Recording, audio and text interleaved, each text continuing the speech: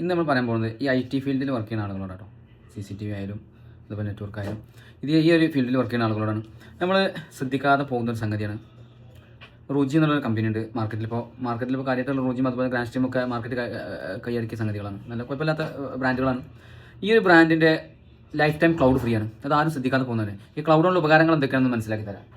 ഇപ്പോൾ നമുക്ക് ഉദാഹരണത്തിന് 3 ബ്രാഞ്ച്, ഇതിപ്പോൾ ഇന്ത്യയിലെ ബ്രാഞ്ച് അല്ലെങ്കിൽ സൗദിയിലെ ബ്രാഞ്ച്, UAE ഓഫീസ് കാര്യങ്ങളൊക്കെ അങ്ങനെയാണെങ്കിൽ ഇപ്പോൾ ഇതൊക്കെ എങ്ങനെ ചെയ്യട്ടോ.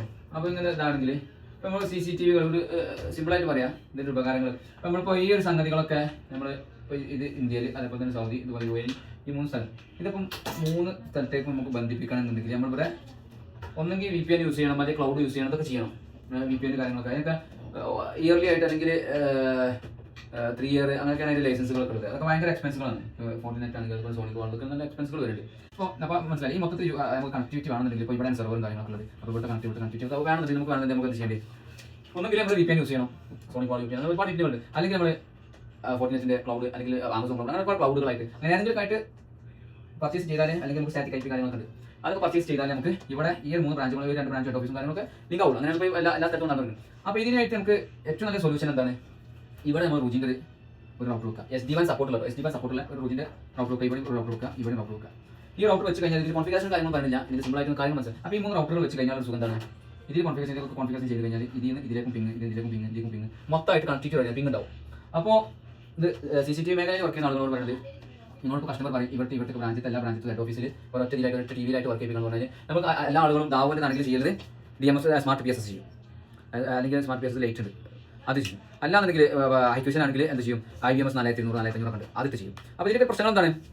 3 മിനിറ്റ് ഏറെ നല്ല ലൈവിലായിട്ട് കാണാൻ കഴിയാം. 3 മിനിറ്റ് അത് കഴിഞ്ഞാൽ അത് ഓഫ് ആവും. 3 നമ്മൾ റീസ്റ്റാർട്ട് ചെയ്യണം. അപ്പോൾ ഇത് വെച്ച് കഴിഞ്ഞാൽ ഇപ്പോൾ സാധാരണ IBMS നമുക്ക് ഇവിടെ TV ഉണ്ടെങ്കിൽ ഇവിടെ NVR വെച്ചിട്ട് വേറെ സ്ഥലത്തേക്ക് ഒരൊറ്റ സെക്കൻഡ് ചെയ്യണമെങ്കിൽ ലോക്കലായിട്ട് ഒരൊറ്റ നെറ്റ്വർക്ക് ആണെങ്കിൽ സിമ്പിളായിട്ട് നമുക്ക് ഓട്ടോമാറ്റിക്കായിട്ട് 24 hours വർക്ക് ചെയ്യും. ഇത് വേറെ ഇന്ത്യത്തിൽ ദുബായ് കാണണം, സൗദിയിൽ ദുബായ് കാണുമെന്ന് വിചാരിച്ചാൽ നടക്കില്ല. 3 മിനിറ്റ് ആണ് ഏറി വന്നാൽ IBMS വർക്ക് ചെയ്യാൻ ഇപ്പോൾ ദാവൂരിനാണെങ്കിൽ കുറച്ച് ടൈം വർക്ക് ആവും, അത് കഴിഞ്ഞാൽ കട്ടാവും. അതിനുള്ള സൊല്യൂഷൻ എന്താണ്? ഒന്നെങ്കിൽ നമുക്ക് എന്താണ് ദാവൂരിനാണെങ്കിൽ അതിൻ്റെ ലൈസൻസ് വർക്ക് ചെയ്യണം, അത് അല്ലെങ്കിൽ ഐക്യൂഷൻ്റെ നമുക്ക് ഹൈക്ക് സെൻറ്റർ ലൈസൻസ് എടുക്കണം. അതൊക്കെ ഓരോ ക്യാമറ ലൈസൻസ് എടുക്കും. അപ്പോൾ ഭയങ്കര എക്സ്പെൻസീവ് വരും. അപ്പോൾ ഇതിനൊക്കെ വളരെ എളുപ്പമുള്ള സംഗതിയാണ് ഈ 3 റൗട്ടറുകൾ. SD-WAN സപ്പോർട്ടുള്ള ബാംഗ്ലൂരിലുള്ള ഇത് നോക്കണം, മോഡൽ നമ്പർ നോക്കി നല്ല ബാംഗ്ലൂരിൽ ഈ റൗട്ടറുകൾ വെച്ച് കഴിഞ്ഞാൽ സുഖം എന്താണ്? ഇത് എല്ലാ സ്ഥലത്തേക്കും പിങ് ആവും. ഇതിൻ്റെ IP NVR കൊടുത്തു കഴിഞ്ഞാൽ നമുക്ക് ലോക്കലി ആയിട്ട് എങ്ങനെയാണ് IBMS വർക്ക് ചെയ്യുന്നത് അതേപോലെ നമുക്ക് ഒരു കട്ടിങ് ഇല്ലാതെ ഒരു ബഫറിങ്ങോ കട്ടിങ്ങോ കാര്യങ്ങളില്ലാതെ നമുക്ക് ഹെഡ് ഓഫീസിൽ വെച്ച് കാണാൻ കഴിയും.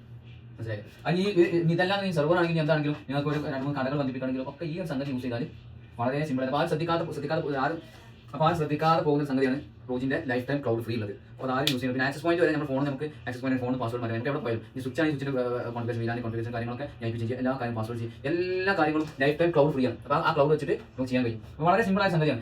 ഇതിൻ്റെ ബാക്കി കോൺഫിഗറേഷൻ കാര്യങ്ങൾ എങ്ങനെ ചെയ്യാന്നുള്ളതൊക്കെ നമുക്ക് അടുത്ത വീഡിയോ കാണാം. അപ്പോൾ നിങ്ങൾക്ക് മനസ്സിലായിട്ടുണ്ടാവും വിചാരിക്കുന്നു. എന്തെങ്കിലും അഭിപ്രായങ്ങൾ കാര്യങ്ങളൊക്കെ അറിയിക്കാൻ മറക്കരുത്.